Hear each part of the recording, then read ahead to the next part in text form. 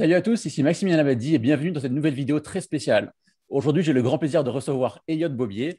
On va parler ensemble de print on demand et de dropship print, et ça tombe plutôt bien car Elliot est le cofondateur de cette société française. Avant qu'on rentre dans le vif du sujet, pourquoi le print on demand est un business model très attractif et en quoi dropship print est la solution idéale pour faire de l'impression à la demande en France, est-ce que tu peux te présenter, Elliot? Salut Max, salut à tous. Écoutez Elliot, 36 ans d'il y a quelques jours. Donc j'ai commencé en 2008 le SEO. J'ai eu donc j'ai fait beaucoup d'accompagnement de conseils et puis on a créé Dropshiprint il y a maintenant 3 ans, qui est une solution qu'on utilisait en privé en fait par API depuis très longtemps puisqu'en étant agence web, on avait développé des systèmes pour l'impression numérique, donc du Ouais. web to print, c'est-à-dire que on envoie un fichier, ça passe directement en production. Donc c'est un truc qu'on utilisait pour nos propres sites. On avait plusieurs sites en impression. Et puis, il y a quelques années, avec plusieurs concurrents internationaux et nationaux, le système s'est un petit peu développé. Donc, on a choisi de l'ouvrir dans un premier temps. Donc, vraiment, pas du tout comme un mode startup où on fait du clic-clic facile Shopify, tu vois, en premier lieu. On a plutôt commencé par les gros par API, Ouais. qui eux ont des développeurs, qui ont des agences web, qui ont des pros qui peuvent se coupler à n'importe quel système. Et plus ça va, plus on va vers un système complètement ouvert où n'importe qui, en gros, pourra connecter un Shopify facilement. Mais on l'a fait sans lever de fonds, qu'avec deux développeurs plus moi en interne, et Ouais. après une équipe commerciale et une équipe de prod. Mais on l'a vraiment fait en mode fonds propres et petit à petit. Donc c'est pour ça que des fois c'est un peu long à se développer ou autre. Mais on est le troisième plus gros atelier numérique d'Europe en termes d'impression. Donc, on imprime Excellent. sur 6 cornets. On fait aussi de la sérigraphie, on peut faire de la broderie et tout est fait à Orléans en fait en France. Donc tout est imprimé en France et en fait c'est qu'on a une capacité de production qui est assez élevée. Du coup, même si on a déjà des gros clients, on arrive quand même à agréger pas mal de volume. Voilà, tout simplement. Et c'est vrai, ce que vous avez fait avec dropship print, c'est vraiment énorme. C'est vraiment assez impressionnant. Mais voilà, au-delà de ce gros projet, hein, je sais que tu as également fait pas mal de choses. Alors, est-ce que tu peux nous en dire un petit peu plus, comment tu as démarré sur le web et qu'est-ce que tu as fait? Alors, comment j'ai démarré sur le web? Très mal. Non, très mal parce que j'ai fait l'inverse en fait. J'ai été très bon en SEO et très mauvais en monétisation. Ouais. Donc, j'ai rapidement su me positionner sur Google. Donc, j'ai démarré un peu tout seul, c'est avec le bouquin d'Olivier Andrieux et puis toutes les bibles qui existent. Et à un moment donné, je me suis confronté un peu à un plafond de verre. Au moment de Pingouin, en fait, Panda, Pingouin, moi, je ne les ai pas pris parce que je faisais du propre à l'époque, genre du propre. Je faisais du très basique. Pas forcément des bons résultats, mais sur le long terme, en 2 ans, tu arrivais à faire quelque chose, quoi, voire un an. Et puis, pour la petite histoire, en fait, j'étais formateur. Alors, je fais toujours des formations en école de commerce, mais j'avais Romain Pirotte qui a fait le CESI à Nanterre, qui est une école d'ingé. Et je les avais en module commercial et en module SEO web développeur. Donc, eux, c'était des web développeurs. Et en gros, il fallait que je leur introduise en une journée le SEO ou 2 jours, je crois. J'avais le SEO, mais vraiment basique, tu vois. Ouais. Comment un développeur doit au moins mettre une balise title, au moins mettre une méta, pourquoi c'est important, les critères de Google. Il y avait Romain, voilà. Et en fait, on s'est mis à discuter, si tu veux, backlink, netlinking, mais vraiment Black Hat, ce qu'il faisait à l'époque comme il fait toujours, tu vois, mais vraiment des trucs borderline d'un point de vue Google, hein. Et donc, du coup, on discute de ça et il me parle de noms que je ne connaissais pas du tout à l'époque, qui étaient Paul Sanchez, Kevin Richard, Laurent Bourrelli. Voilà. Et en fait, il s'est passé que j'ai fait la high level en suivant. J'ai suivi le bootcamp de Laurent en 2014, je crois, ou 2013 ou 2014, peut-être 15, mais voilà, dans ces eaux-là. Et puis, après, j'ai enchaîné, j'ai fait la connaissance de plein de gens au premier bootcamp, comme des Patrick Valibus, tu vois, des Olivier Aubé, Loïc Richard, genre plein de gens qui sont maintenant un peu dans la découverte ou dans les nouveautés SEO. Et puis, j'ai découvert un autre monde, si tu veux, avec un peu le Black Hat ou les techniques un peu plus avancées, notamment en netlinking. Et du coup, je me suis mis dans le e-commerce, j'ai boosté tous mes sites, j'ai commencé à faire des sites d'édition, des sites d'affiliation, à faire plein de choses, mais vraiment en rentrant dans cet aspect monétisation un peu tard, quoi. C'est des gens comme toi, tu vois, sur ta formation, tu es vachement affiliation. En fait, toute l'affiliation est traitée avant LSEO, tu vois. Alors Ouais. que moi, j'avais plutôt généré du traf. Le mec qui vient, il n'a rien à me donner. Tu vois, il n'y a même pas de landing, même pas de pop-up pour gauler un email, même pas de tunnel, rien, même pas un pauvre bouton d'affil. Tu vois, il n'y avait rien. Pourtant, on peut dire que le SEO, c'est plutôt la partie la plus compliquée, en fait. Le reste, on peut l'assimiler plus rapidement. Ou peut-être, ouais. Bon, je t'avouerai que c'est devenu ça coule tellement de sources maintenant que Ouais. je pense qu'en fait, il y a beaucoup, beaucoup de choses et beaucoup de notions. Donc, tout prendre d'un coup, je pense que c'est compliqué. Ouais. Tout prendre d'un bloc. Après, voilà, quand tu le fais en 3 4 ans, moi, chaque année, je fais les SEO Camp. J'ai fini par intervenir maintenant. J'ai fait celui de Lyon. Là, j'ai proposé une conf pour Paris. J'organise aussi le SEO by Night, qui est un événement. On a fait Orléans-Bordeaux. On a fait 5 éditions en tout sur 2 villes. La dernière avait quasiment plus de 200, on a frôlé les 200 personnes. Donc, pour un événement purement SEO à Orléans, tu vois, Ouais, c'est incroyable. c'est Ouais. beau. Il Ouais. faut y venir à Orléans, quoi, quand même. Et puis, bah, toujours un changement, si tu veux. Bah, mine de rien, ça rebute les gens quand même. Tu vois, Paris, tu peux le faire en direct des fois. Bien sûr. Ouais, au bout d'un moment, en fait, c'est pas que tu tournes en rond, mais voilà, tu as fait le tour, quoi. Et oui, bien Tu sûr. sais à peu près. Et tu as toujours de toute façon du random ou des anomalies qui font que ça ne monte pas comme tu voudrais, tu ne sais pas pourquoi et tu ne sauras jamais pourquoi. Et en fait, l'explication, elle est quasiment pour moi que de temps en temps, ça ne marche pas comme on veut, c'est fait pour nous faire chier. Mais ouais, la file est peut-être le moins compliqué que le SEO, mais j'étais très mauvais au début là-dessus. Là, c'est des gens comme Julien Gadano, Romain Pirotte, Jérôme Pasquelin plus récemment ou toi, qui est vachement dans l'inverse, quoi. Tu fais ta monétisation, tu fais ton taux de conversion et après on fera venir du people, quoi. Donc c'est un peu comme ça que j'ai commencé et puis bon, en voyant un peu ma connerie ou ce que d'autres faisaient, je me disais, ah, il fait ça, c'est pas con. Il a moins de visiteurs que moi, mais il touche plus. Et Donc ouais. du coup, en discutant de fil à aiguille, je me suis mis un petit peu à faire l'inverse, à réfléchir comment on peut, qu'est-ce qu'on vend autre que du e-commerce, tu vois. Mais Ouais. j'ai aussi d'autres sites e-commerce. Tu vois, on vend des bijoux, comme on vend des produits gastronomiques, on fait des coffrets pour Noël. On a aussi des feeds d'affil, j'ai des sites dans l'immobilier. Donc, tu vois, j'ai des sites de t-shirts à Tarbes. Donc, voilà, j'ai plein de business models un petit peu différents, mais tout est basé sur de la visite Google, quoi. Pourquoi? Parce que quand tu as des sites de niche, c'est hyper compliqué de faire une deuxième vente derrière. Ouais. Et l'AdWords va fonctionner ou le Facebook Ads fonctionne si tu peux rincer ton client, soit de manière très chère pour Facebook Ads, au moins 400, 500 euros, voire 1000 euros. Si tu ne vends pas un produit à ce prix-là, c'est galère. Même moi, avec mes billets Orléans SEO à 100 et quelques euros, je crois que je n'étais pas rentable. Parce qu'il aurait fallu que je le voie sur plusieurs années, en fait. Si Ouais, tu c'est le vois ça. sur plusieurs années et que tu te dis, bah, celui qui a cliqué une fois, tu as gaulé son email ou son contact, ou au moins tu l'as pixelisé. Et encore maintenant, avec les nouveautés Apple, le pixel, voilà. Même si tu l'as pixelisé, bah, peut-être que dans 3 ans, tu arriveras à lui vendre un billet, mais c'est vraiment des stratégies sur le très long terme, il faut de la trésor et tout. Alors que le SEO, bah, quelqu'un qui a tapé, je sais pas, achat t-shirt Superman ou achat t-shirt j'aime la Bretagne ou mon papa c'est le plus fort, tu sais ce qu'il veut, quoi. Alors, c'est Exactement, pas ouais. dit qu'il va acheter à 100% des coûts, mais au moins, tu as déjà plus de chances qu'un mec qui a tapé chaussures, quoi. Qu'est-ce qu'il veut quand il a tapé chaussures?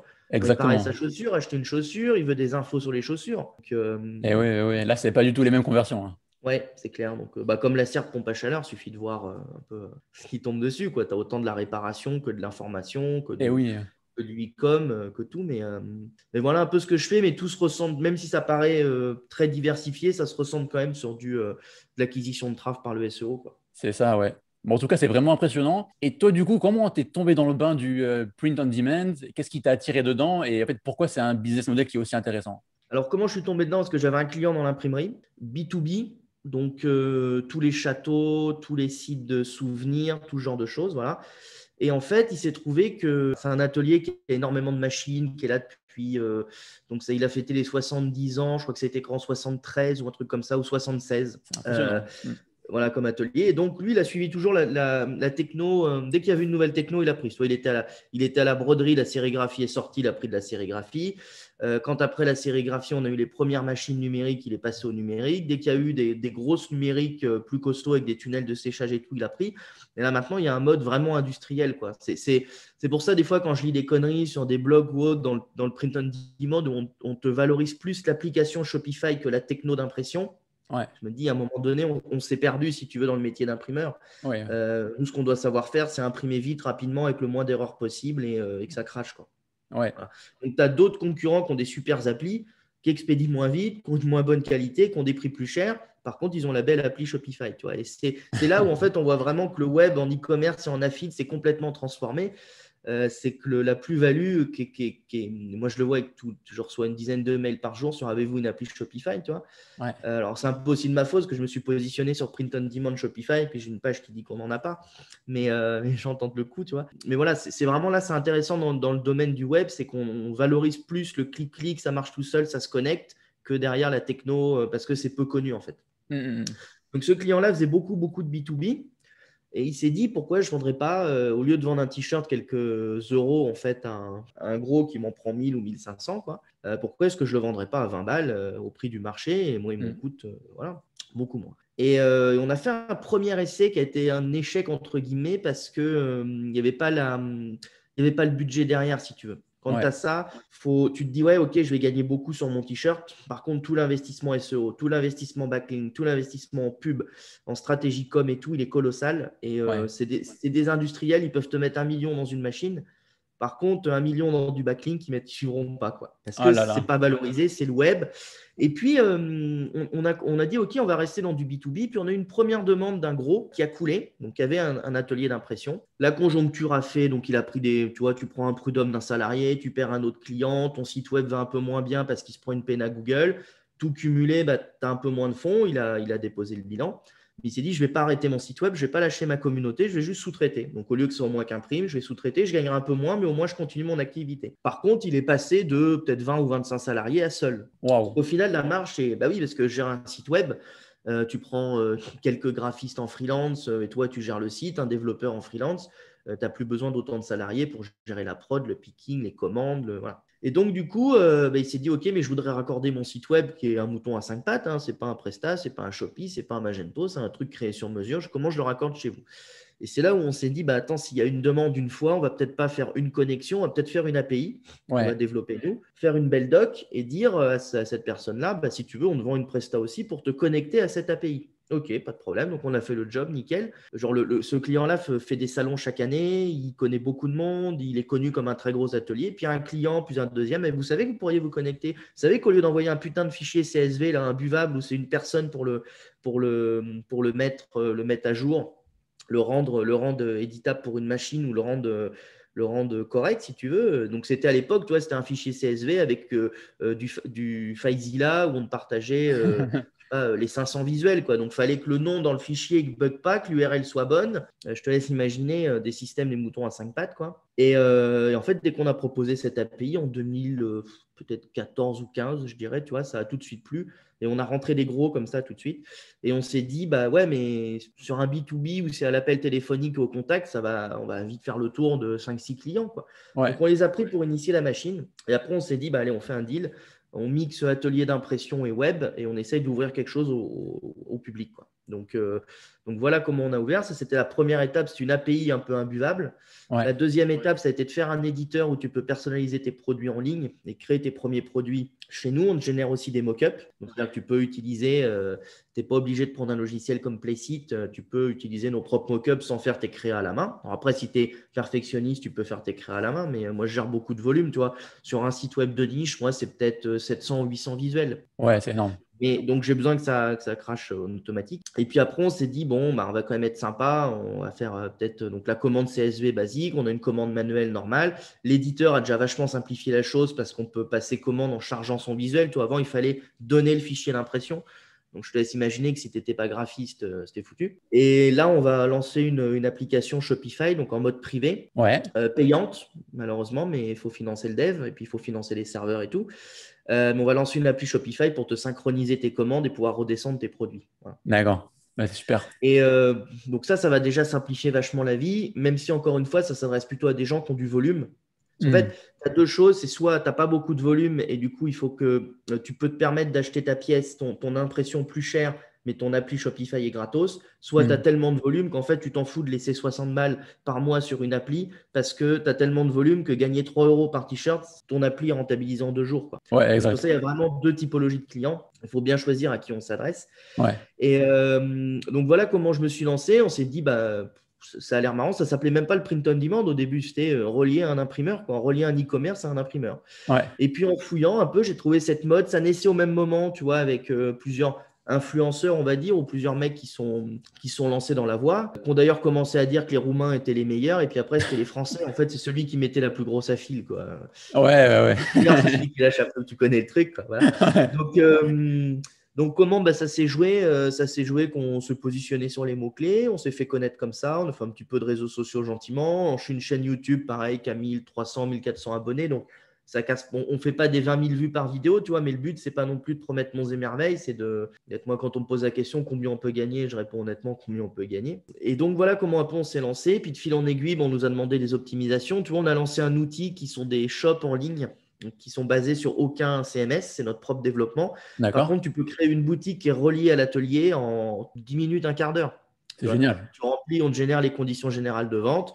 Dès que tu crées un produit, il est automatiquement mis sur ta boutique. Si un client passe commande, ça passe en prod automatiquement. Pour deux versions, une à 19, une à 49 euros par mois. Et 49 euros, tu peux relier ton nom de domaine. Donc, c'est D'accord. le même prix en gros qu'un Shopify, sauf qu'on est déjà relié et que c'est vachement plus simple qu'un Shopify. Tu as moins de config, le thème est déjà prêt, tu choisis ton logo, une bannière et tu as un site en ligne, quoi. D'accord. Donc ça aide beaucoup de gens à se lancer. Et après, s'ils veulent développer, par exemple, toi, je vois des concepts très nichés. Les gens, au bout d'un moment, ils se disent, allez, j'ajoute du produit AliExpress ou je rentre un fournisseur. Donc là, ils migrent sur un autre système. Et Ouais. au moins, ils ont pu se lancer assez rapidement. Puis c'est des shops, si tu veux, que j'ai optimisé pour le SEO à mort. Donc on a essayé de tout cleaner pour que Google les aime bien. Et c'est d'ailleurs les shops dont moi, je me sers pour générer nos propres sites. Je l'ai fait que par cet outil et j'ai d'excellents résultats, donc je sais qu'il fonctionne. Voilà comment on s'est lancé dans le print on demand et pourquoi c'est un bon business. Alors, c'est un bon business. Déjà parce que tu es quasiment que en variable. Si tu veux passer tes commandes manuellement, il n'y a pas d'abonnement.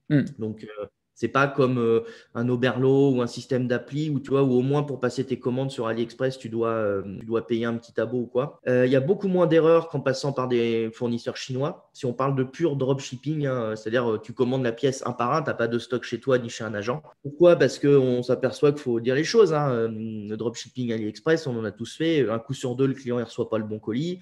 C'est emballé à la mode chinoise avec de la ficelle et tout. Un coup sur deux, ça va se faire arrêter à la douane, surtout avec les nouvelles lois. Il va falloir payer le dédouanement, ce qu'aujourd'hui personne ne fait. Ouais. Le client, quand il fait dropshipper, il ne reviendra jamais chez toi. Il a reçu l'étiquette avec le prix du colis. Tu as beau dire aux Chinois, si ne marque pas le prix de mon colis, tu vois un colis à 24 euros, acheté 3,80 €. Voilà. Le client, moi, ouais, on est tous pareils. Alors, tu as plein de méthodes pour lutter contre ça, mais je veux dire, quand tu démarres, tu ne prends pas tout de suite un agent, tu ne fais pas tout de suite du stock, tu fais comme tout le monde. Tu vas sur AliExpress commander quand le client te passe commande. Déjà, tu as moins de taux d'erreur. Quand tu as un taux d'erreur, on refait la commande. Il y a pas de, tu vois, il y a une mauvaise impression, c'est mal fait. Tu nous as demandé un t-shirt blanc, on a mis un t-shirt noir. Toi, j'en sais rien, on refait la commande, on ne pose pas de soucis. Des fois, sur AliExpress, le SAV, ou même sur, je dis AliExpress, mais c'est tous les fournisseurs de drop, il y en a plus d'une centaine. C'est plus compliqué de se refaire faire la commande. Ouais. Déjà, les délais de livraison, en 4 jours, ton client peut recevoir son colis sur Ouais. des commandes unitaires, genre un t-shirt, un sweat dans des couleurs basiques, blanc, noir, gris, bleu. C'est quasiment imprimé en 1 et 3 jours. J'ai un client qui vend beaucoup sur Amazon. On s'est mis d'accord sur une gamme, ça part dans la journée, voire le lendemain. Le client Amazon, il est livré en 4 jours, quoi. C'est une lettre suivie ou un colissimo 48 heures. Dans la semaine, ton client, il a le colis. AliExpress, c'est 3 semaines. Même si tu payes le délai le plus rapide, des fois, c'est 10-15 jours. Il n'y a pas, Et oui, il y a oui. pas 4 jours, quoi. Et je crois que ça c'est. Il n'y a pas mieux ailleurs en termes de délai de livraison. Dropship Print, 3-4 jours. Pour moi, je ne vois pas d'autres alternatives en print on demand en France. Si, il y en a, mais ils ont des gammes beaucoup plus restreintes et ils font que du bio. En Ah, fait, ok, nous, d'accord. l'intérêt, c'est qu'on a une gamme beaucoup plus large. Donc, je fais du bio, du pas bio, du plusieurs marques. Alors, il y en a qui vont dire, ouais, il ment, moi, j'ai passé une commande, ça a mis 8 jours. Oui, il y a forcément des exceptions. C'est-à-dire que là, je te parle du meilleur des cas, bien évidemment. Ouais. Si tu me prends un Stanley Stella en rose, fuchsia, triple XL, ça va être 7 jours. Parce qu'on ne l'a pas en stock, vu que personne ne le commande, j'en vends 2 dans l'année. Je le commande chez Stanley, qui me l'envoie. Déjà, on a mangé 3-4 jours avec Stanley, voire 5, parce qu'ils ne sont pas très rapides. Donc, tu le reçois au bout de 5 jours, tu l'imprimes, tu l'expédies, tu es à 6-7 jours ouvrés, quoi. Mais pour ce type de pièces sans stocker, ça ne me choque pas quand on regarde le drop ailleurs. Ouais. Ben, Ce n'est pas un délai qui me choque. en termes de e-commerce, tu regardes la plupart des boutiques e-commerce françaises, bah, tu peux t'attendre à une semaine de livraison, quoi. C'est tout à fait Ouais, correct. ouais. Et puis en jour ouvré. Donc, déjà, Ouais. le truc après aussi, tu vois, c'est que on remet beaucoup sur le dos du délai de prod, mais si tu gères un peu bien ton envoi d'email, tu n'es pas emmerdé. Ouais, si au bout de 3-4 jours, tu lui shootes un truc, voilà, ta commande elle est bien en préparation, il se trouve que c'est un peu plus long, mais il n'y a pas de problème, vous affolez pas. Mec, bon, je m'affole Oui, pas, ça tu quand vois, même, oui, bien sûr. les gens sont Ça prêts à rassure. attendre si tu les informes. Si tu Ouais. les informes pas voilà, qu'on te demande un remboursement au bout de 4 jours, c'est pas que le mec veut être remboursé, c'est qu'il pense que c'est une arnaque, quoi. J'ai commandé sur un site qui est déjà pas connu, parce qu'il faut se dire que les sites de t-shirts, t'en as à Tarbas.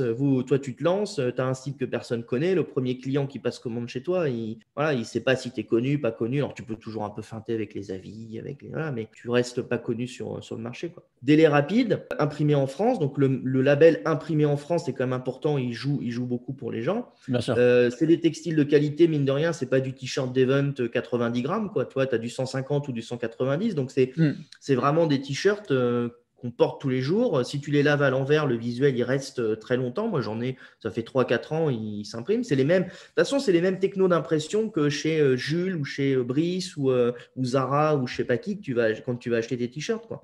T'en as, c'est de la sérigraphie, ce qu'on appelle. Donc, c'est des dépôts de couches successives.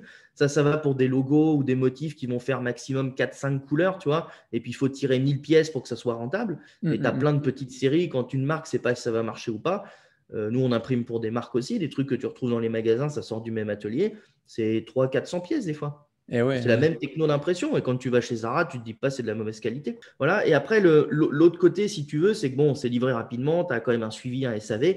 C'est que c'est tes propres visuels. Tu n'es globalement pas en concurrence ou tu peux ne pas être en concurrence avec d'autres gens qui n'auront pas les mêmes visuels que toi avec tes concurrents. Tes concurrents n'auront pas les mêmes visuels que toi. AliExpress, le bracelet machin, là en ce moment c'est le couteau de Damas, tu peux l'appeler comme tu veux, ça reste le couteau que tu achètes. Je crois que c'est à l'espagnol que tu achètes ça. Voilà, c'est un couteau qui coupe bien avec un trou au milieu. Bon, voilà, ils sont 5 à vendre le même, quoi. D'autres le vendent mieux, ok, le vendent mieux marketé, mais je veux dire, c'est le même. Là, déjà, quand tu as des visuels qui changent, bah, c'est tes propres visuels. On pourra toujours j'en vois qui veulent déposer à l'INPI, qui mettent des centaines d'euros dans des dépôts et tout. Ça sert à que dalle. Celui qui veut vous copier, il vous copiera. Et les droits d'auteur sont tellement complexes qu'avant de prouver, tu vois, un détournement de la tête de Dark Vador, il y en a qui sont passés à travers, il y en a qui se sont fait condamner.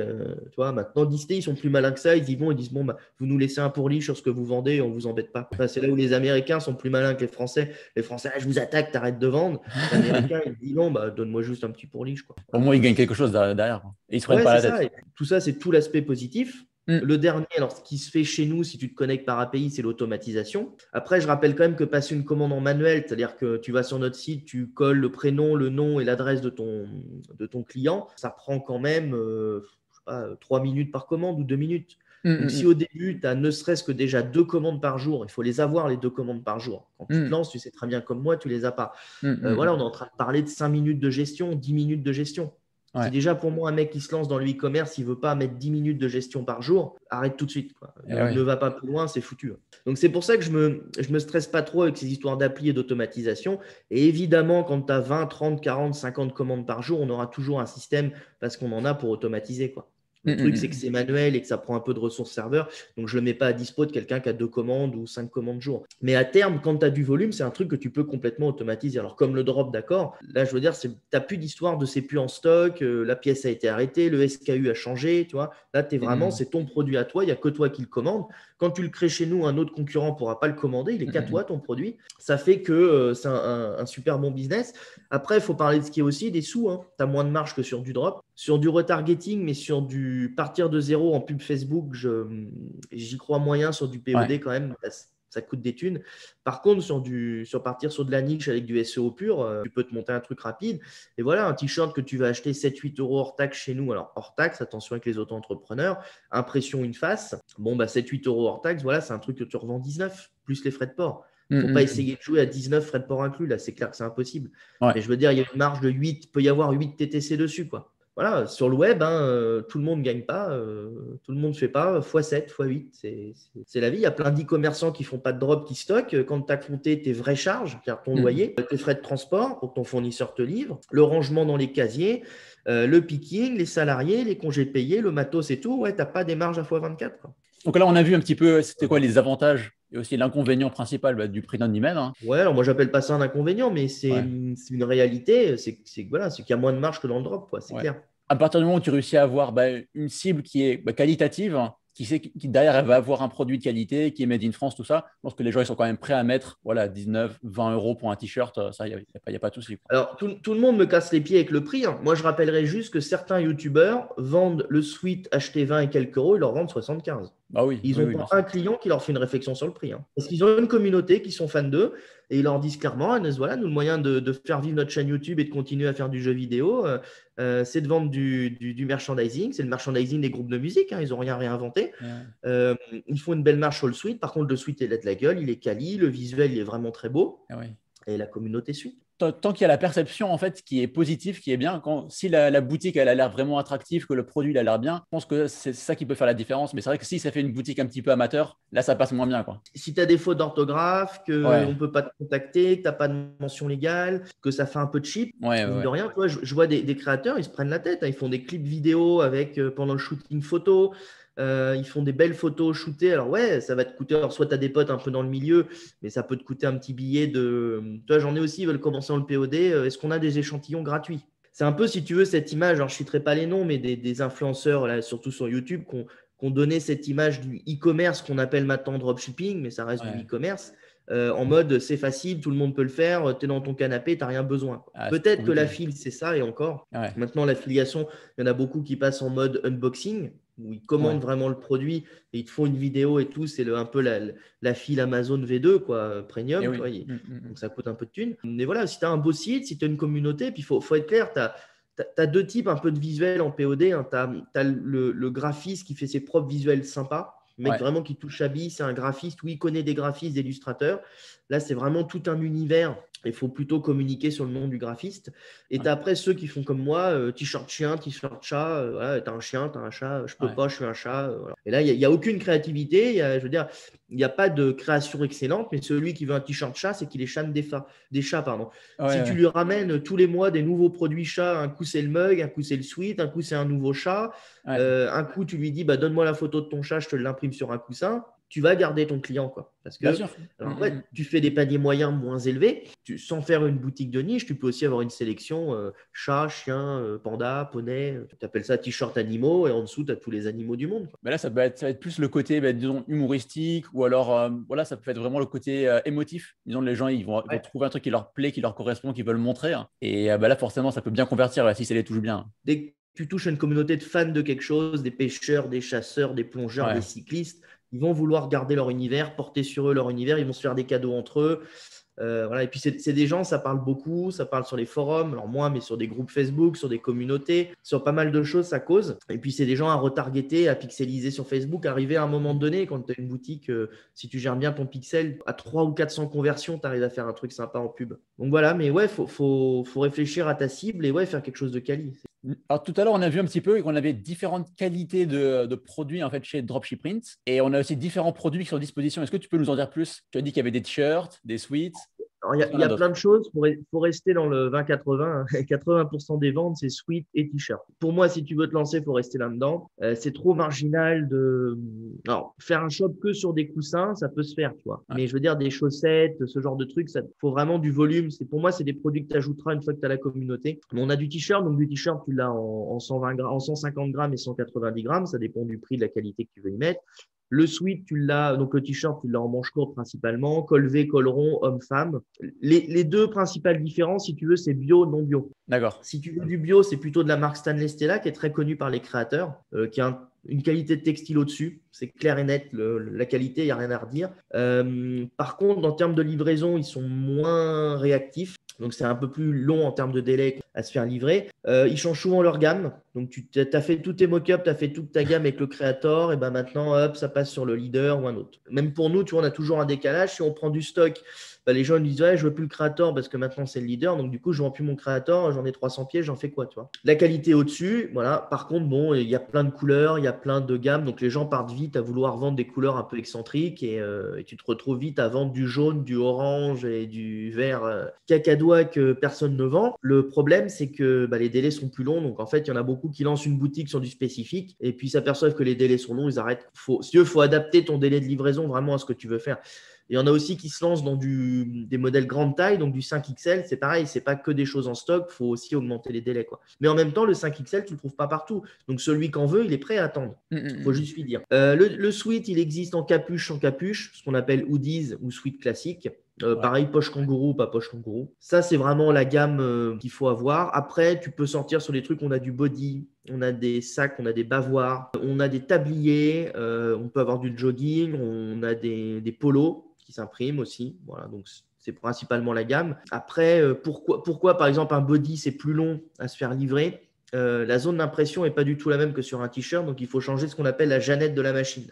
D'accord. En gros, tu passes 5 minutes à démonter ton truc, tu remontes ton truc sur la machine, tu places ton body et tu mets ta zone d'impression, qui est en fait un bout de bois, genre un bout de métal, une plaque en métal, sur lequel la machine va venir imprimer. Tout le reste est en mou. Donc, si dans ta journée, tu as 5 body à faire, tu vas attendre d'en avoir 10-15 pour démonter la machine, quoi. Ok, Et d'accord. comme le body est un produit qui n'est pas beaucoup commandé, Mm, c'est soit on a la chance d'avoir un client, comme c'est le cas, qui commande du body chaque jour. mm, mm, Et mm. si tu passes dans la prod, ça peut se faire dans la journée. Si lui, il n'a pas commencé la prod, il n'a pas passé commande dans cette journée-là, tu peux attendre le lendemain. Donc, c'est pour ça que ces produits-là sont un peu plus marginaux, mais tu peux les proposer puis gérer des délais différents selon ce qu'ils sont. Mais voilà, les gens, ils achètent un t-shirt, ils achètent un sweat, ils n'ont pas d'idée de cadeau.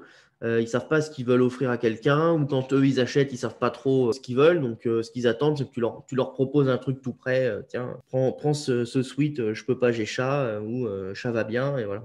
C'est vraiment parce que j'avais une page Facebook qui s'appelait Chat va bien, hein, et je l'ai revendue il y a peut-être 2-3 ans, un truc comme ça. Typiquement, j'avais démarché des propriétaires de pages Facebook. Il y en a un dans le domaine routier. Il fait des blagues sur l'univers du routier, ou je ne sais plus comment ça s'appelle, mais il a 300 000 fans, un truc comme ça, ou 350 000 fans, que des routiers avec des blagues de routier. Énorme, J'ai dit, ouais. bah, fais des visuels de routier, monte-toi un petit shop. Alors, il a fait ça un petit moment, puis après, il n'avait plus le temps de créer des visuels. Je pense qu'il a plusieurs activités, il avait un peu moins le temps de s'en occuper. Ouais. Mais typiquement, c'est un moyen de monétiser aussi une page Facebook. Ah Je ouais, parle beaucoup de SEO, mais une page Facebook qui, alors maintenant, ça se fait peut-être plus, mais à l'époque, tu pouvais avoir 100 et quelques mille fans, tu t'en occupais un petit peu. Voilà, ça peut aussi être un moyen de monétiser. Alors, j'ai un client qui est dedans, justement, dans l'univers de l'automobile. Bon, bah, plus ça va, moins c'est plus bon de l'apporter en naturel.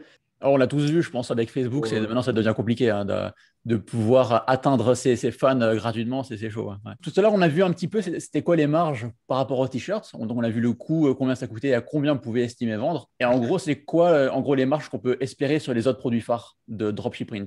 Alors, un t-shirt, tu l'achètes 7-8 euros hors taxe, selon celui que tu prends.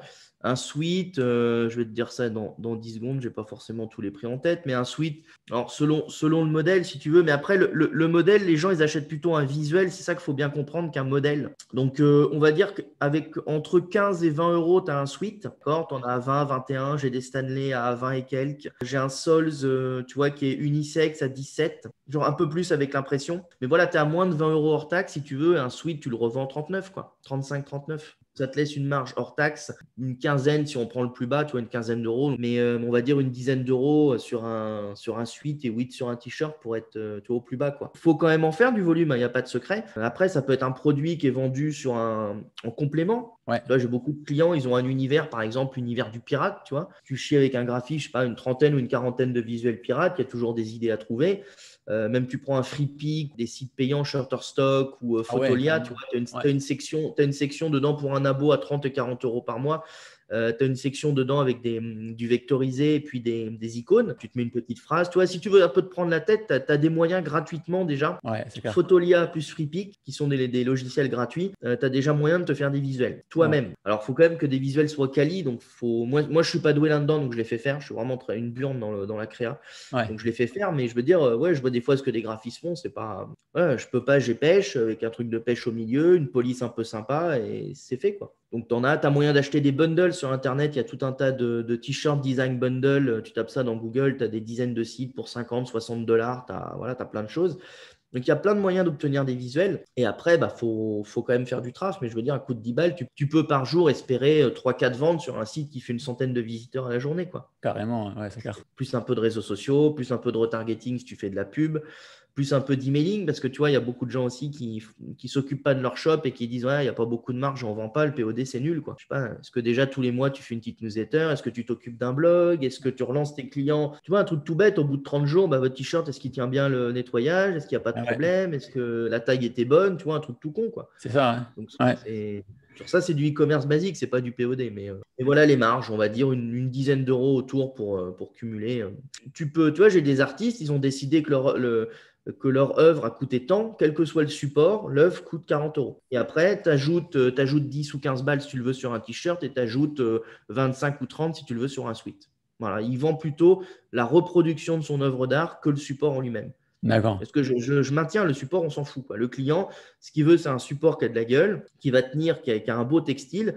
Vous prenez un Sols en 190 grammes, c'est le modèle impérial. Si vous avez des beaux visuels, ça va suivre. Il n'y a pas de problème. Beaucoup bloquent sur le côté Stanley bio. C'est un gage de plus, je suis d'accord, mais ce n'est pas dans l'ordre d'achat ce qui va être le critère le plus important. Donc, récemment, je suis tombé sur une de tes boutiques qui est masqueantissuelavable.com et j'étais assez curieux. J'ai regardé un petit peu le code source, tout ça. J'ai regardé, je me dis, c'est quoi la techno qu'il y a derrière? Donc, j'ai regardé si ça pouvait être Shopify, PrestaShop ou Commerce, mais rien de tout ça. Et donc, c'est ce dont tu as parlé tout à l'heure. C'est notre outil de shop, c'est ça. Ouais. Genre, vous regardez la courbe sur SEO Observer du site. Je pense qu'en SEO, il n'y a rien à redire si le truc est optimisé ou pas, quoi. Et ouais, il a ranké pendant la période forte, il a ranké premier sur masque tissu lavable, masque en tissu lavable, masque catégorie 1 AFNOR, genre plein de seconds mots-clés. J'ai pas visé masque tissu tout de suite, c'était trop compliqué. Ouais. Et masque tissu, j'ai dû finir 7/8e à un moment donné. On a des marges qui sont faibles, donc je suis pas tout seul aux commandes. Le marketing m'a dit, voilà ton budget. Tu te démerdes, tu fais ce que tu veux en SEO, mais c'est ça le budget, on ne peut pas cramer plus. Donc, j'aurais pu être premier partout, mais la question, c'est la rentabilité aussi. Même en SEO, on parle de rentabilité.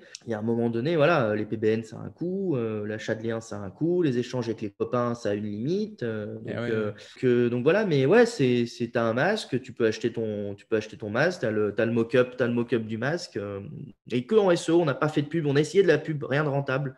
L'AdWords, le CPC était trop élevé. Facebook, déjà Facebook, je me suis fait bannir un compte. En fait, sur ma page, on me mettait de l'info en disant, tu sais que tu pourrais toucher plus de gens avec une pub. J'ai fait une pub en respectant bien les critères demandés. Donc, marqué que c'était pas, ça empêchait, genre, ça protégeait pas contre le Covid en sens médicament. Il n'y avait aucune garantie, qu'on était labellisé, ceci, cela. Je me suis fait fermer mon compte. J'ai quand même réussi à le rouvrir au bout de 5 ou 6 rappels au SAV parce qu'à un moment donné, alors faire des screenshots en disant, attendez, vous me dites ça, je respecte ça et là.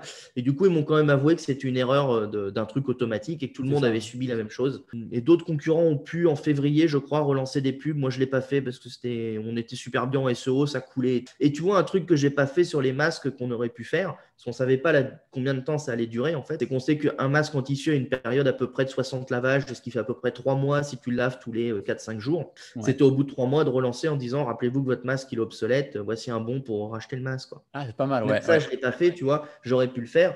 Et en SEO, on a tourné, c'était une 20-30 commandes jour, quoi. Ouais. Quand on tournait bien, sans investissement pub, sans rien. Donc, mais ça a été beaucoup de temps, beaucoup d'énergie. Mais quand je vois le concurrent, ce qu'il a dépensé, moi j'ai un concurrent qui s'appelle Le Beau Masque. C'est pas compliqué, son SEO, il a été fait qu'avec de l'article de presse. Okay. J'ai sourcé le nom des journalistes, d'accord, qui ont écrit ces articles de presse. Alors sur Madame, au féminin.com, tu vois, des putains de sites, magnifiques, quoi. Autorité, nickel.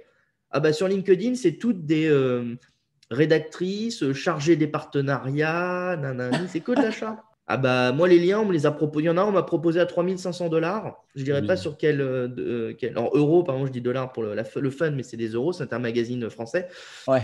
Et j'en ai eu beaucoup sur Getfluence à 800, 1200, 1500 euros. Ouais c'est cher. Ce sont les prix. Alors, tant qu'ils peuvent vendre, ils ont raison. En même temps, il y a un putain de bel article écrit par un journaliste qui se fait quand même passer pour quelqu'un d'autorité sur la théma santé, qui a l'air quand même de toucher sa bille. Je critique le fait que ça soit payant parce que maintenant, il n'y a plus de vrais journalistes qui va se dire…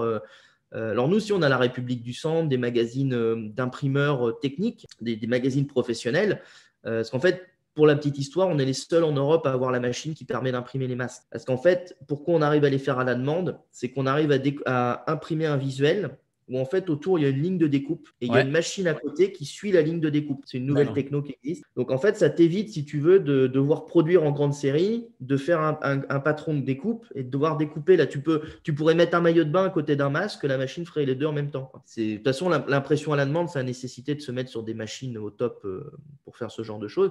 Et j'ai des clients qui sont mis à faire des boutiques de masques pareil. Ils n'en ont pas vendu. Ils disent, ouais, vous nous pétez le marché, je ne comprends pas. Je dis, mais ce n'est pas une question de prix. Moi, j'étais plus cher que les autres. J'ai vendu mes masques sur Amazon. Je suis plus cher que tout le monde. Tu les vendais à combien les masques? Ou tu les vends toujours à combien? C'est 8,99. Ouais, ça va. Et à un moment donné, on commençait à 10 et quelques. Après, on a réduit un peu le prix quand la concurrence est devenue vraiment violente. On était à 10 et quelques au début. Et sur Amazon, tu as des masques en tissu qui ont le même visuel. Tu as la boîte de 10 pour 15 balles, je crois. Forcément que j'ai de la concurrence. Je ne vais pas dire non, ça ne me gêne pas. Évidemment que ça me gêne un peu. Mais celui qui voulait son masque pirate ou masque croix basque, ben, ils ne l'avaient pas ailleurs, quoi. Et c'est ça, oui, oui. C'est là où en fait on peut Ouais. se différencier. C'est avec des trucs vraiment sur mesure, plus rares, que tout le monde ne fait pas. D'autres gens vendaient des croix basques. Donc, mais effectivement, quand tu vas taper masque en tissu croix basque, masque en tissu drapeau basque, masque en tissu, tout un tas de mots-clés, je crois qu'il y en avait plus de 700 ou 800 que j'ai analysé. Drapeau Guadeloupe, drapeau France, ou Ouais. militaire, tu vois, camouflage. Bah, je fais un top 4 à chaque fois, quoi. Ton gros mot-clé, il est super important, hein. T-shirt personnalisé, à part Monsieur T-shirt et Tuntou qui vont le viser, bon, bah, quand je connais les investissements derrière, c'est colossal pour viser ça. Mais il C'est y a clair. largement de quoi faire avec t-shirt, mon papa c'est le meilleur. Ou t-shirt, je peux pas, j'ai pêche, tu vois. En général, plus on est sur de la longue traîne, meilleures sont les conversions. Oui, c'est clair. C'est Mais il c'est faut clair beaucoup de aussi. longue traîne pour avoir un peu de volume parce que Ouais, sinon. c'est sûr, hein. Mais Euh, c'est ce que tu fais en fait avec ta boutique. Il y a énormément de produits disponibles. Je sais pas, vous êtes à combien de masques à peu près de disponibles sur cette boutique, hein? 800, 900 modèles, je dirais. Donc, ouais, c'est ce qui a fait le succès de la boutique aussi. C'est qu'il y a Google, il voit une offre très large. Tu as les bons certificats de qualité. Tu mets un peu d'entité nommée. Tu as des beaux textes. Tu as de la bonne rédac. Tu as un bon maillage interne. Et puis, bah, après, tu envoies du BL. Et puis. Et donc en fait aujourd'hui on peut en fait lier n'importe quelle boutique, donc WooCommerce, ça peut être PrestaShop, ça peut être Shopify, on peut la lier avec Dropshipping. On peut également travailler directement avec votre technologie, hein. Pour enlever du Shopify facilement. Tu peux utiliser notre techno de boutique pour démarrer très rapidement. Après, tout ce qui est WooCommerce, Magento, PrestaShop et les marketplaces, on le fait par une solution tiers qui est un peu plus compliquée à mettre en route, mais on le Ouais. fait. Alors, une fois que c'est mis en place, ça marche, mais il y a un peu de config, il y a un peu de. Voilà, c'est pas. Si tu veux, si tu as 10 modèles, ça va servir à rien. C'est comment on fait un paiement en one shot pour la configuration et après il n'y a plus rien à payer, ou alors c'est un paiement Alors, mensuel, hein? nous, on prend rien. On s'est couplé à un partenaire externe qui s'appelle Shippingbo, qui est une solution de logistique beaucoup plus globale. Et en fait, nous, on a financé du dev et on a développé de notre côté pour se connecter à eux. Et on te dit, vois avec eux. Et c'est un abonnement à 30-35 euros par mois. Ok, Par contre, tu n'as pas que nous dans la solution. Tu peux aussi gérer tes étiquettes. Tu ouais. peux gérer tes stocks, tu peux gérer plusieurs entrepôts, tu peux imprimer toi-même tes numéros de suivi, ça remonte tous tes produits. Donc, si par exemple, tu as un stock chez toi, un stock chez nous, un stock chez AliExpress ou chez Amazon, par exemple, tu vas pouvoir gérer tout le monde sur ton shop. Ah, ça c'est bien, hein. C'est super. Donc là, encore une fois, ça ne s'adresse pas aux dropshippers, entre guillemets, même si ce n'est pas péjoratif, Hmm. qui commencent et qui a un seul fournisseur, quoi. Ouais, ouais, ouais. Tout le monde C'est peut des faire gens en qui fait. font des packs. Bah, c'est des gens qui font des packs, par exemple, sur Amazon et qui se retrouvent, qui vendent 100 produits et au final, ça fait 10 000 SKU. C'est plutôt des solutions globales. En fait, quand tu es soulagé de devoir payer que 50 balles quand tu as besoin d'eux. Parce que c'est vraiment que tu as des problèmes logistiques ou tu as, t'as de la logistique à gérer, quoi. Et donc l'application Dropshipping sur Shopify, hein, ça sera prévu pour à peu près pour quand, hein? Alors, j'ai horreur de donner des délais en dev parce qu'on n'est jamais dedans. Non, mais d'ici quelques mois, en réalité, je pense quelques semaines. Et je vais parler de septembre pour être tranquille, tu vois, histoire qu'on débug bien, parce qu'il y a plein de cas à prévoir auxquels on ne pense pas. Tu vois, comme par exemple, Shopify n'oblige pas à mettre un numéro de téléphone dans le pays dans lequel tu te fais livrer. Ouais, Tu peux te faire livrer en Espagne avec un numéro de téléphone français. Sauf que Colissimo, nous, on a une sécurité pour les assurances qui veut qu'il y ait un numéro de téléphone dans le pays où tu livres. Pour que si le facteur ou le livreur local n'arrive pas à être contacté, il puisse appeler. C'est des questions ok. d'assurance et que si le colis n'arrive pas, on se le fait rembourser, alors que dans le cas, on ne se le fait pas rembourser. Donc, dans ce cas-là, tu vois, il faut qu'on puisse dire au client, bah, va changer le numéro de téléphone. Tu as des adresses qui sont erronées, que Shopify laisse passer, tu vois, qui sont mal formatées. Tu Ouais. peux mettre des fois des mauvais codes postaux. Tu peux te mettre une adresse en Guadeloupe et mettre comme pays de destination la France, par exemple, Ah ouais. ou la Martinique. Tu ne payes pas les mêmes frais de port. Donc, tu vois, Ah, c'est plein de cas comme ça à prévoir. Il faut prévoir le coût des commandes partielles quand tu n'as qu'un produit chez nous. Là, on est sur ces traitements de spécificité-là, mais le gros du noyau est fait. d'accord. Donc, ça sera une appli, en fait, pas une appli dispo sur le store comme ont d'autres concurrents. Ça sera plutôt en mode privé parce que je sais qu'elle ne s'adressera pas à tout le monde. Non, ok. Et si tu veux, si tu mets une appli sur le store, il faut t'attendre à ce que chaque jour, tu aies des dizaines d'installations et donc des messages SAV qui vont avec. Ouais, Je ne comprends pas ça, comment on fait ceci. Aujourd'hui, on n'a pas la capacité de répondre ouais. à autant de personnes. Donc, je préfère y aller étape par étape. Et le jour où on aura quelqu'un qui peut répondre quoi, dans les 2 heures à un ticket SAV, on le fera. Potentiellement, c'est vrai que l'application publique, ça peut ramener énormément de gens, mais ça va aussi faire venir des touristes. Et donc, du coup, c'est vrai que derrière, pour vous, ça va demander d'avoir une équipe ou au moins une ou deux personnes à temps complet, bah, pour tout ce qui est gestion des clients, SAV. sur les commandes, c'est pas un souci. Quelqu'un qui passe commande, on peut lui répondre à plein de choses. Moi, ce qui m'inquiète vraiment, c'est les gens qui passent pas commande parce qu'ils en auront pas et qui vont quand même te bouffer de la ressource d'install. Il faut quand même savoir qu'un Shopify, la durée moyenne de vie, c'est moins de 3 mois, quoi. Donc, le mec ouvre un Shopify parce qu'il a vu, pour le citer, Yomi Denzel sur YouTube. C'est la lubie du dimanche. Il fait son petit shop, il installe ses applis, il te casse les pieds pendant un mois parce qu'il n'a pas de formation, il n'a pas payé de trucs. Non, mais c'est la vérité. C'est ça. Ouais, c'est vrai. Je comprends pas, ça marche pas sur Shopify. C'est un réglage Shopify, ils voient avec le SAV. Ouais, mais ils m'ont dit que c'était avec vous. Bon, alors tu vas dans paramètres, tu fais ça, mais c'est pas à moi de te dépanner Shopify, quoi. C'est une stratégie pour moi complètement différente. C'est que oui, si tu aides aujourd'hui le débutant qui est débutant aujourd'hui, demain il te sera fidèle. Quand il aura du volume, il va rester chez toi. Et encore, on connaît les gens, pour 2 balles de moins, si le concurrent fait une réduc, il ira quand même chez le concurrent et puis il aura vite oublié que tu l'as dépanné, quoi. Même des gens qui nous demandent comment faire nos fichiers graphiques, le fichier passe-page, j'y arrive pas, comment j'utilise Photoshop et tout. On n'a pas la vocation pour le moment à faire ça. Peut-être qu'un jour, on démocratisera le truc avec quelqu'un qui s'occupera de gérer uniquement ça et de répondre à toutes les questions autres. Surtout que le positionnement, genre le SEO Shopify, si tu veux, dans le store est pas compliqué du tout. Donc, mettre ton apps dans les premiers, quand tu tapes impression, print on demand ou quoi, c'est pas le plus compliqué, mais je sais que ça génère de l'install et ça génère du flux. Donc là, pour l'instant, je préfère la laisser un peu en mode privé où on mettra des clés d'API. Tu prendras ton Shopify, tu viendras le setup chez nous avec une clé API qu'on te donne. Ça le connectera automatiquement. Tu accepteras le fait qu'on puisse accéder, envoyer, recevoir, envoyer des datas. Je sais comme elle est payante, le débutant ne la prendra pas parce qu'il a d'autres solutions gratuites avant. Par contre, à partir d'un moment où il aura besoin de passer 40, 50 commandes à la journée avec un prix réduit, parce qu'on est quand même moins cher que la concurrence. Il ne faut pas se leurrer sur le prix. Genre, tu vois, quand moi je te parlais de 7-8 euros, j'ai des concurrents, ils sont à 13-14, quoi. Par rapport en fait à vos principaux concurrents, c'est-à-dire en gros, il y a Printful, il y a Printify, on a S-Pocket par exemple. Pour moi, ce n'est pas eux les concurrents. D'accord, ok, c'est pas des concurrents. Alors c'est pas les concurrents, tu sais, je suis un peu dans le marketing déni quand je dis ça. Non, je suis meilleur que tout le monde. Non, c'est pas du tout ça. Quand je dis que c'est pas concurrent, c'est qu'en termes de délai, on n'a pas du tout les mêmes délais. Oui. C'est pas de l'impression en France. Les textiles, attention, ne sont pas tous de même qualité. D'accord, parce qu'ils ont leur propre fournisseur. Donc, attention au grammage et à la qualité. Le grammage ne dit pas que la qualité du textile. Ça dit l'épaisseur de la maille. Tu peux avoir un grammage lourd avec un textile de merde. Mal tissé, mal maillé et tout. Donc, pour être le plus franc, c'est commander un t-shirt. Genre, vous en avez pour 100 euros. Commandez un t-shirt chez chacun avec la même impression. Et puis, vous voyez ce qui va. Encore une fois, on est en POD. Donc, si vous passez une commande, que ce soit chez nous, chez le concurrent et qu'elle se passe mal, c'est pas que le concurrent est nul, c'est que vous avez un coup de pas de chance, c'est tombé sur vous. On a une moyenne d'un taux d'erreur qui est de 2 à 3%, ce qui est très faible, ce qui est élevé dans l'industrie, mais ce qui est très faible dans les choses à la demande.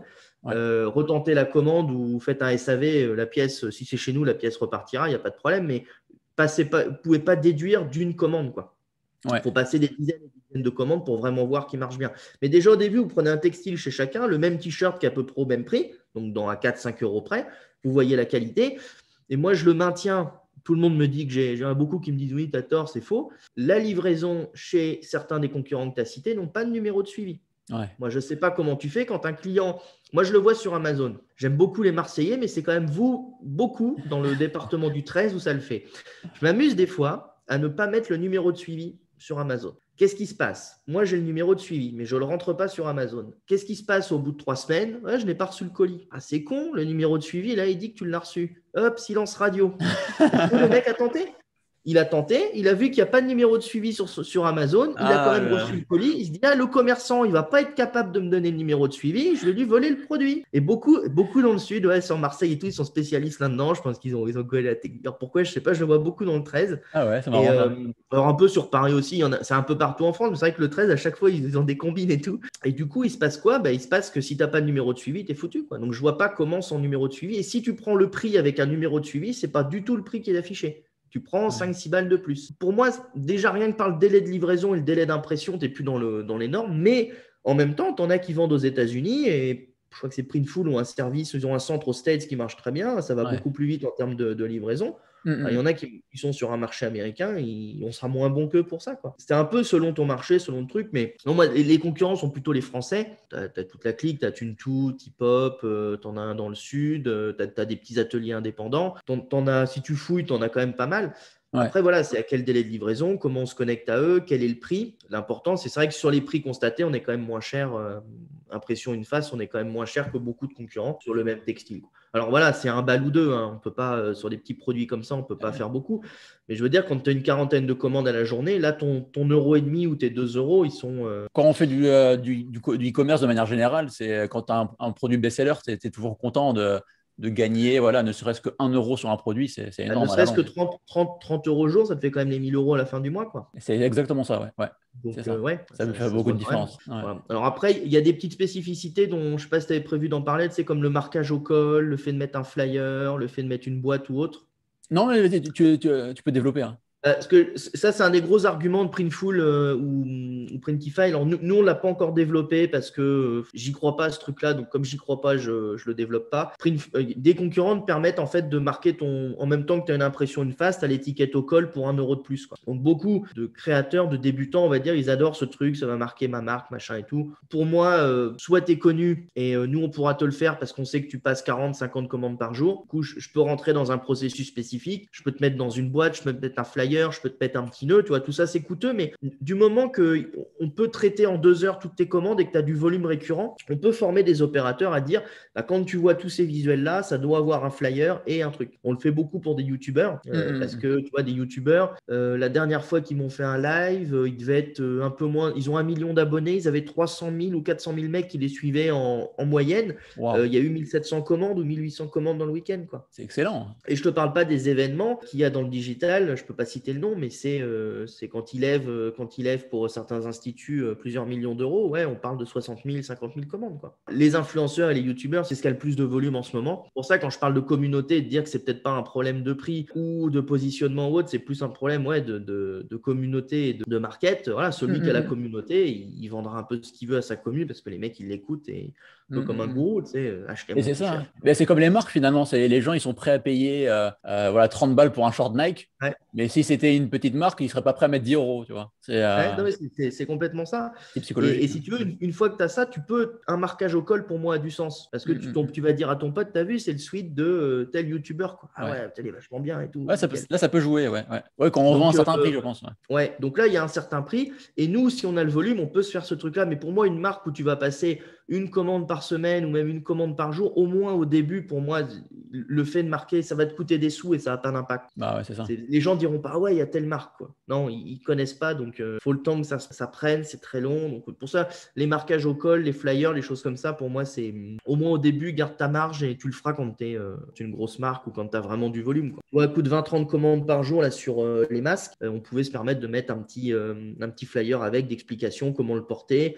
Ouais. On avait fait un système de certificat parce qu'ils le demandaient dans les écoles pour les gamins. Ouais. On disait, est-ce que vos masques sont bien catégorie 1, AFNOR et la FIF et toutes les normalisations. Du coup, on avait fait un petit flyer à présenter à la maîtresse ça, c'est bien, l'école. En disant, voilà, et ça, c'est les parents qui nous l'avaient demandé. Tu vois, c'est des gens qui nous ont fait la remarque en disant, l'école me demande un certificat, qu'est-ce que je peux donner, quoi. Ouais. Donc, on avait mis ça dans le masque, quoi. En plus, ça fait une pub en plus. Ça faisait une pub, ouais. Et puis, comme on avait 30-40 commandes jour, l'opératrice, elle savait très bien, parce que même si c'est notre marque, si tu veux, on passe au milieu des autres marques. Pas de chaîne spécifique pour nous, on s'est inclus dans la chaîne globale. Donc, si tu veux, l'opératrice savait, tiens, quand c'est un masque à peu près tel visuel, je dépose un petit. C'est bien ça. Et en plus, ce que tu peux faire, pareil avec les colis, c'est que tu peux aussi déposer un petit flyer avec une petite remise pour la prochaine commande. Ça peut être moins 10%, moins 15%. Et souvent, les gens, ça va les inviter à recommander derrière. Ça, c'est pas mal aussi. Encore une fois, tant qu'il y a du volume, on peut vous le faire. On ne peut pas former une opération. Je sais que s'il y a une commande jour, ça va être oublié. Parce qu'on passe à 500-600 commandes à la journée.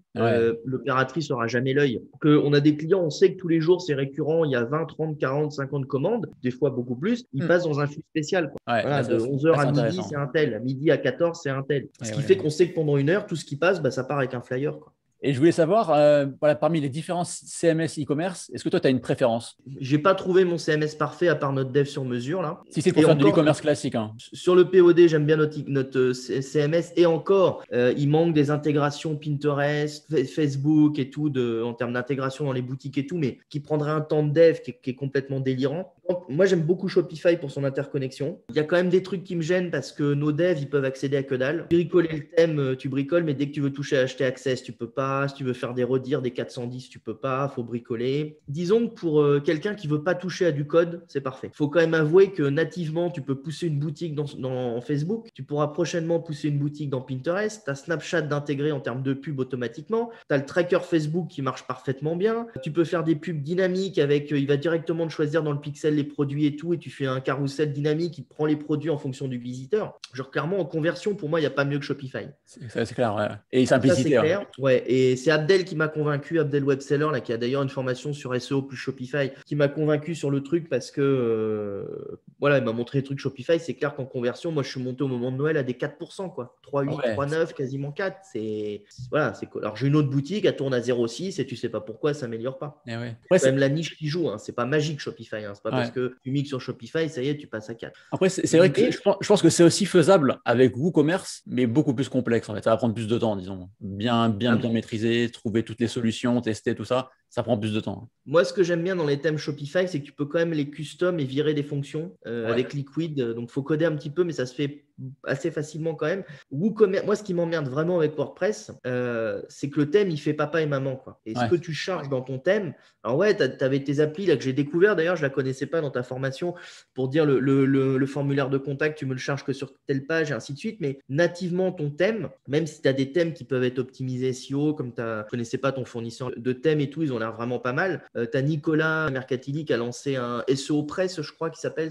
Il l'a fait sur oui, je ne sais plus le nom de son thème, mais c'est sur PrestaShop et sur WordPress. Il est puré SEO. Ouais, c'est SEO. Mais bon, tu embarques beaucoup de choses dans WordPress, donc ça devient assez lourd rapidement. Mais ouais, tu peux faire des choses gratuitement avec WooCommerce, un coup de Stripe et voilà. Après, moi, je préférerais PrestaShop à WooCommerce parce que je me dis qu'il est vraiment plus fait comme ça. Alors, je fais quoi? Je fais un blog en racine, soit en blog point, soit en /blog avec WordPress. Ouais. Et puis, je me mets un PrestaShop en e-commerce. Comme ça, j'ai mes deux. J'ai mon informationnel et mon e-commerce. Et il y a des trucs, tu vois, sur PrestaShop qui sont pensés que Shopify n'a pas fait, tu vois, comme par exemple personnaliser les statuts d'expé, quoi. PrestaShop, tu peux dire, ma première étape, c'est en cours de traitement, en cours d'impression. Donc, passer en production, en cours de colisage. Tu vois, c'est vachement intéressant ces étapes-là, quoi. En cours de colisage, colisé en attente de remise à la poste, remis à la poste, expédié. Toi, tu as informé plein de fois ton client. Shopify, tu ne peux pas le faire. C'est traité ou pas traité, quoi. Bon. Pour moi, il n'y a pas un CMS magique. Je sais que Patrick Valibus, l'agence 410 Gone, il bosse beaucoup sur Magento. Ouais. Il kiffe Magento.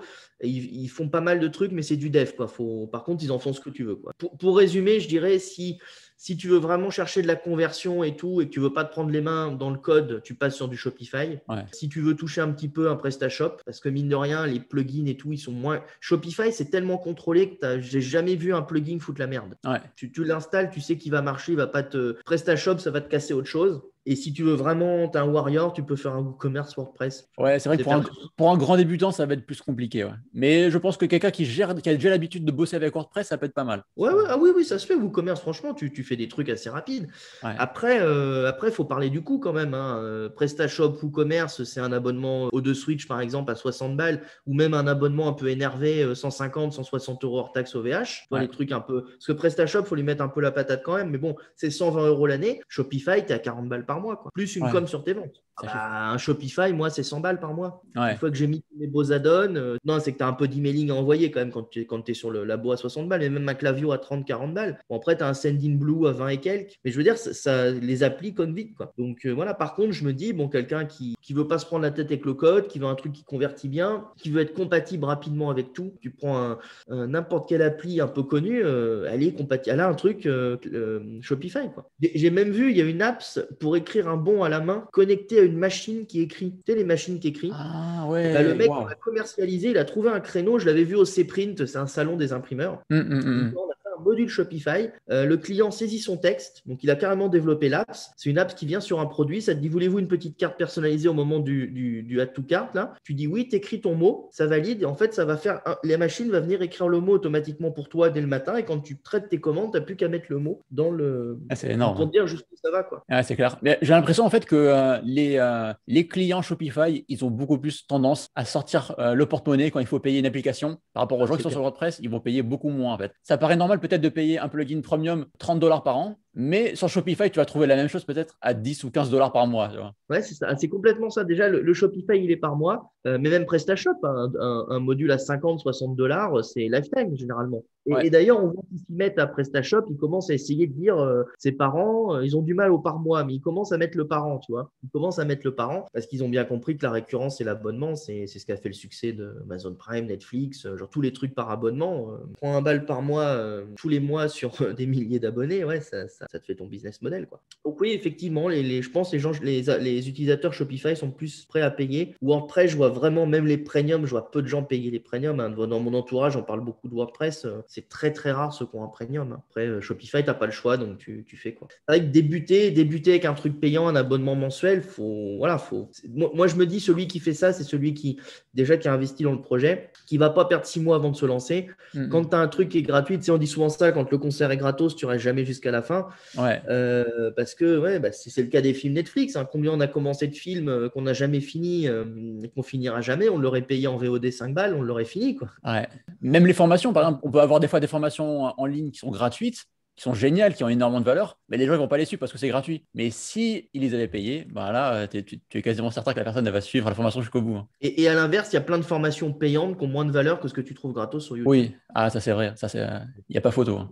Ouais, donc c'est vrai que c'est là où c'est le prix, on reparlait du prix tout à l'heure, c'est là où c'est intéressant, on faut plus raisonner, le support m'a coûté tant, je le vends tant. Pour moi, c'est un mauvais raisonnement. C'est psychologique, c'est juste ça. Ouais. Combien est prêt à payer mon client en face, à combien sont mes concurrents et qu'est-ce que je peux lui mettre en plus dedans pour me dire, bah ok, t'achètes sur Amazon à 20 balles ton t-shirt. Très bien, est-ce que Amazon paye ses impôts en France? Moi, je paye mes impôts en France. Ouais. Moi, je suis imprimé en France. Moi, je fais bosser des Français payer mieux que le SMIC, tu vois, par exemple. Ça, c'est des arguments sur un shop à mettre en avant. Donc ouais, je sais pas, je reverse 1 balle avec un arbre, je plante un arbre, je reverse 1 balle. Quoi. Je pense que ça serait génial, justement, que vous mettiez ça en avant un peu plus sur le site de Dropshipprints. Ça serait de faire genre un comparatif, tu vois, avec vous, les concurrents, et en gros, voilà, tous les avantages de ce que vous proposez. Et puis eux, voilà, par exemple, il n'y a pas. Voilà, c'est pas en France, il n'y a pas d'employés en France, il n'y a pas de produits bio, il n'y a pas de X, Y. Les délais de livraison pour eux, c'est ça, pour nous, c'est ça. Tu vois, ça ferait vraiment une grosse différence, je pense, dans l'impression et puis voilà, dans l'argumentaire. Ouais, c'est une bonne idée. Après, il ne faut pas se louper sur ce que tu écris sur le concurrent. Mais ouais.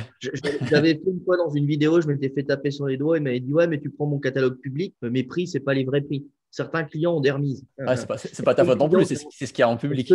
Est-ce que le client qui a un t-shirt par jour, il a des remises? Je ne pense pas. Donc bon, ça reste quand même ton prix. Ah oui, tout à fait.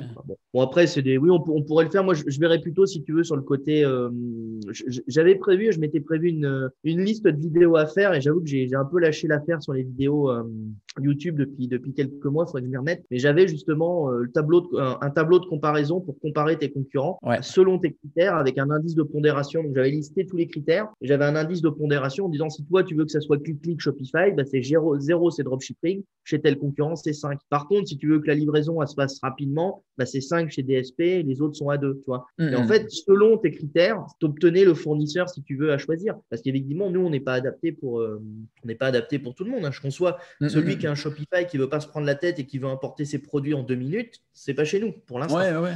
C'est clair. Par contre, il y a plein d'autres choses, voilà, si tu veux que ça soit livré rapidement. Et alors, j'avais une dernière question à te poser, c'est par rapport à l'acquisition de trafic. Donc, on en a déjà parlé un petit peu, hein, mais en gros, pour récapituler, hein, pour toi, tu vas plutôt capitaliser sur le SEO, la publicité, les réseaux sociaux ou un mix de tout ça? Un mix, évidemment. En tous les canaux d'acquisition, j'essaie d'en faire un petit peu partout. De toute façon, vous ne pouvez plus raisonner maintenant. En 2012, 2013, 2014, on pouvait faire que du SEO. Ça marchait. Déjà maintenant, quand vous êtes premier en SEO, vous êtes 5 ou 6e. entre les ads, les maps, le Google Shopping, les vidéos, les actualités, toutes les box que Google a rajoutées pour augmenter les pixels et vous faire descendre, même en étant premier, déjà, tu n'es plus le vrai premier, quoi. Donc, c'est déjà compliqué. Il ne faut pas oublier que Google veut devenir marketplace et manger Amazon. Donc, vous pourrez acheter votre t-shirt directement dans Google Shopping depuis la home de Google. Hein. Vous n'avez même plus besoin d'aller sur le site web du e-commerçant. Donc, pour moi, c'est pixel Facebook, pixel Pinterest, pixel Twitter, retargeting AdWords. Tout ce que je peux, mettre des pixels Taboola et tout ce que je peux, je blinde mon bordel de pixels. Je fais venir du visiteur en SEO. Alors, par de l'informatif et par la requête commerciale. Mais je veux dire, tu vois, on parle de requête commerciale, mais pour moi, je raisonne plus, tu vois, c'est le buyer persona de Laurent Bourrelli. Genre, c'est avec lui que j'ai appris plein d'enseignes. Au moins, un t-shirt chat, c'est aussi une requête pourquoi mon chat tousse. Alors, pourquoi? Parce que le type qui va taper pourquoi mon chat tousse, il a quand même un chat. Peut-être qu'il peut acheter un t-shirt chat. Alors, c'est tiré par les cheveux, ça convertit moins bien. N'empêche qu'à un moment donné, quand vous êtes bloqué sur vos requêtes t-shirt chat va bien, t-shirt je sais pas quoi, vous vous pondez un énorme cocon sémantique sur tout ce que peut se taper. Qu'est-ce qu'on va se poser comme question quand on est fan de chat ou qu'on a un chat? Je peux vous dire que ça convertit, ou au moins ça clique sur la boutique avec une petite bannière, un truc, coucou, on vend des t-shirts chat. Ça vous génère du trafic en plus. Et je veux dire, ne serait-ce que si vous avez fait 80 ou 90 pages de rédac et que chaque page par jour vous remette un visiteur, les 100 visiteurs jour, ils sont facilement atteints, quoi. C'est clair, ouais. Donc, SEO pour générer du traf avec le ratissement le plus large possible. Retargeting par le pixel Facebook. Coucou, tu as fait un panier abandonné, tu n'as pas acheté, est-ce que tu as un problème? Est-ce que tu veux nous contacter ou quoi? Coucou, ça fait 6 mois que tu n'es pas venu acheter chez nous. Est-ce que tu veux pas? Tu as vu nos nouveautés? Voilà. Emailing, beaucoup d'emailing. Alors, compliqué en respectant le règlement RGPD. Bon, à l'époque, on scrapait les forums, on envoyait du mail. Tu vois, on scrapait les forums chats. Le moindre mec, il laissait son Gmail ou son Yahoo dessus. Il recevait un truc. Ça, on ne fait plus. C'est illégal. C'est clairement craignos. Par contre, non, un client qui a acheté, lui demander des nouvelles 30 jours après. Ou 10 jours après la réception de son article, lui demander des nouvelles. Voilà. Et encore une fois, je pense qu'il ne faut pas chercher à automatiser tout de suite. Il faut simplement se dire, même si j'ai que 5 clients par mois, je peux prendre le temps, ces 5 clients, de faire un petit mail. Vous savez, vous faites partie de mes premiers clients. Je vois que la livraison s'est fait en tel temps de jours. C'est sympa. J'espère que le t-shirt vous plaît, voilà, ce genre de truc. Mais créer un lien émotionnel, ne serait-ce que d'envoyer une bio par mail. Voilà, je serais content de savoir pourquoi vous avez acheté sur mon site et pas sur les autres. Comment est-ce que vous m'avez trouvé? Des petites questions un peu ouvertes, de créer un dialogue. Et vous allez voir, vous allez pouvoir fidéliser vos premiers clients qui vont parler, qui vont ainsi de suite. Donc, je fais ça, de l'emailing, du retargeting, voilà, des réseaux sociaux évidemment, où bon, c'est gentil, les réseaux sociaux, mais bon, ça amène une communauté à… Tu avais souligné qu'en faisant les bons partenariats avec des influenceurs, ça peut être autant sur YouTube que sur Instagram ou encore Facebook, là, il y a moyen de faire des belles opérations aussi. Ouais, alors ça coûte un peu de sous. Vous avez un site qui s'appelle Influence for You, qui regroupe tout un tas d'influenceurs sur plein de thématiques. Donc, j'imagine que dans la thématique des chats, il y a forcément des… Mais même, vous pouvez les contacter par YouTube. Vous allez dans les à propos, il y a généralement un email, ou si vous fouillez sur la page Facebook, il y a toujours un moyen de contacter quelqu'un sur le web. C'est impossible que quelqu'un ait zéro moyen de contact. Je suis sûr que vous allez taper chat ou j'en sais rien, entretien d'un chat ou vétérinaire chat ou je sais pas quoi. Il y a forcément des fans qui ont une chaîne YouTube de chats. Si vous êtes dans le bricolage ou autre, vous avez plein de gens qui font du jardin. Vous dites voilà, je suis un jeune créateur, j'ai fait une boutique de t-shirts. Est-ce que ça vous intéresse de recevoir? Vous commencez par le plus bas. Est-ce que ça vous dirait de recevoir des t-shirts gratuits et d'en parler sur votre chaîne? Si le mec il dit je voudrais bien un petit billet, proposer 50, 100 balles quoi. Voilà. Après, de la micro-influence marche bien aussi. Ce qu'il faut regarder, c'est le taux d'engagement. C'est pas forcément le nombre de followers. Je le vois, on a fait une OP pour un autre business qu'on a avec un influenceur qui fêtait son anniversaire, donc un truc de télé-réalité, des millions de followers, statistiquement, ça a rapporté The Bee, quoi. Ouais, d'accord. C'est pas qualitatif. Ils suivent, poursuivent, mais ils vont pas écouter comme… voilà.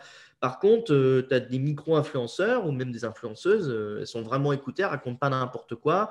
Elles sont pas rentrées dans le système du drop où elles sont tous les jours, en train de pousser 5 produits. Je viens de me lever, mes pantoufles elles sont géniales. J'ai bu mon café, il faut prendre tel café, tu vois. Je l'ai fait avec telle machine, ainsi de suite. Donc, bien choisir l'influenceur, mais si c'est vraiment dans votre thématique, ça peut… c'est clair. Ça peut puis avoir l'esprit un peu large, quoi. Un fan de chat, peut-être qu'il peut regarder un autre truc que du chat, quoi. Trop niché, pour moi, c'est un peu dangereux. Genre, c'est dangereux. Sur de l'affiliation, ça marche très bien. Sur du POD, faut les visuels qui vont avec. Là, Ouais, l'intérêt de l'affiliation Amazon, par exemple, c'est on te donne les produits, tu sais quels produits se vendent. Là, nous, dans notre cas, on ne sait pas quels sont les visuels qui vont se vendre. d'accord, ouais.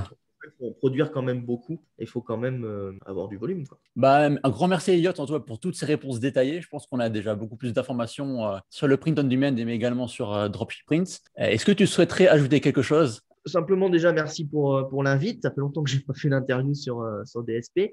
Bah, avec grand plaisir. Non, le truc, c'est lancez-vous, arrêtez de. C'est très bien de se former, il faut se former. Alors, déjà, sur les formations, prenez du payant pour moi, mais du bon payant. C'est-à-dire, suivez des gens avec des formations quali, qui ont des bons avis. Tu prends Max à tous les avis que tu as, c'est quali. Tu poses une question sur Twitter, tu n'as pas un seul mec qui va venir dire « Ah, c'est de la dope, c'est nul ». Prenez déjà quelqu'un qui vous accompagne. Une formation qui n'est pas autour des 1000 balles. Il y a des très bonnes formations sans casser votre porte-monnaie. Mais formez-vous et ne pensez pas que vous allez y arriver tout seul. Vous pourriez sur YouTube penser y arriver, mais vous allez vous noyer dans une masse d'infos. Chaque mec a sa propre méthode. Vous allez mélanger plein de méthodes. Vous allez passer des heures devant des trucs nuls parce que vous apprendrez rien et que vous allez regarder 1h30 de vidéo pour 5 minutes d'informations intelligentes. Et au bout d'un moment, vous allez arrêter parce que ce que vous faites ne marche pas. Parce que forcément, vous essayez de faire fonctionner une bagnole avec la méthode de 5 constructeurs, quoi. Et ça ne peut pas marcher. Et formez déjà avec du payant et passez à l'action tout de suite. Attendez pas 6 mois pour dire oui, je vais vous commencer une boutique. Vous faites, si c'est un WordPress gratuit ou un PrestaShop, vous commencez. C'est un Shopify, vous mettez un peu d'abonnement. Vous ne partez pas la fleur au bout du fusil sans au moins avoir 1500, 2000 balles de côté. Pas forcément à cramer tout de suite, mais au moins, tu vois, là, 600 dans la formation. 100 balles pour des tests de produits, un petit peu de frais un peu pour tenir l'abonnement et tout. Mais lancez-vous et faites-vous accompagner voilà. Faites-vous juste accompagner. Vous pouvez demander à Max ou à moi, tiens, telle formation, est-ce qu'elle est bien? Je voudrais faire tel truc, est-ce qu'elle est bien? Toi, moi, on a mis une petite formation en ligne, j'ai laissé à 99. Je pourrais la vendre 600 balles. Hein. Clairement, vu le contenu qu'il y a dedans, il y a 12 ou 13 heures de vidéo, je crois. Je préfère aider quelqu'un qui se lance à 99 et qui charbonne, qui mette toutes ses thunes dans la formation et qu'après, il ne puisse plus payer un abonnement de shop. Donc, je préfère qu'il dure, tu vois, je préfère prendre 19 balles pendant 8-9 mois le temps qu'il se lance bien. Et 99 de formation. Mais voilà, si j'ai un truc à retenir, c'est formez-vous auprès des bonnes personnes et pensez pas que personne n'a appris à lire et à écrire sans aller à l'école. Ouais, Ça c'est tombe clair. pas tout. C'est pareil pour le e-commerce, ça n'a rien de différent de la géographie, de l'histoire ou des maths. Il faut quelqu'un pour vous aider à apprendre et partager son expérience. Encore merci pour ces mots sages. Merci à toi pour tous tes partages, tous tes conseils. Et merci également à toi qui nous as suivis jusqu'au bout. J'espère que cet épisode t'aura plu. Si c'est le cas, pense bien à laisser un like pour améliorer le référencement de la vidéo. Et pense à t'abonner à la chaîne pour ne pas manquer les prochaines vidéos. Tu peux aussi nous retrouver sur les réseaux sociaux Facebook, Twitter et LinkedIn. Et je te mettrai les liens donc juste sous la vidéo. Donc je te dis à très bientôt pour de nouvelles aventures. Ciao. Ciao.